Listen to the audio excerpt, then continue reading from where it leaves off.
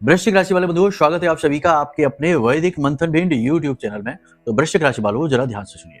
अगर आपके जीवन में बाधाएं बहुत अधिक हैं, यानी कि काम आपके तुरंत खराब हो जाते हैं, बड़े से बड़ा काम, मेहनत खूब आपने की है, खूब पैसा लगाया, दिमाग लगाया, लेकिन कहीं ना कहीं कुछ ना कुछ कम रह ही जाता है और काम खराब हो जाता है। घर के बच्चे बिगड़ते जा रहे हैं, असभ्य होते जा रहे हैं और घर में बीमारियों का वास हो गया है।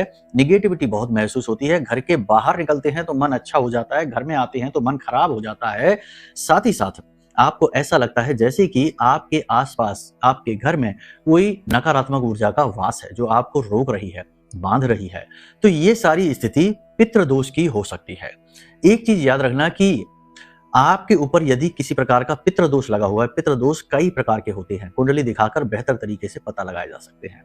पितृदोष यदि आपके ऊपर किसी प्रकार का लगा हुआ है तो आप चाहे कुछ भी कर लेना, आपको उन्नति, सुख शांति और बरकत देखने को भी नहीं मिलेगी। अगर थोड़ी सी सफलता मिलेगी भी तो उससे ज्यादा असफलता का सामना करना पड़ेगा। बताइए, अगर ये आपके जीवन की कहानी है तो अगर यही है तो पितृदोष से आप ग्रसित हैं। सबसे पहला काम आप ये करिए कि अपनी कुंडली आकलन करा लीजिए, क्योंकि कुंडली में पितृदोष किस प्रकार से लगा हुआ है और उसका विशेष उपाय क्या है।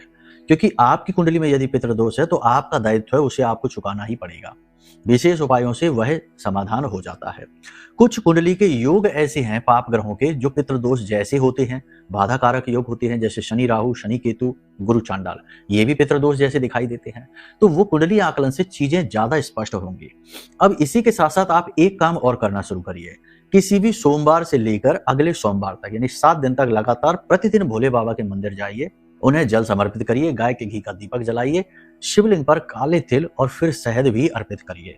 उसके बाद आप ओम नमः शिवाय मंत्र का उच्चारण करिए, कम से कम 5 माला तो करिए ही।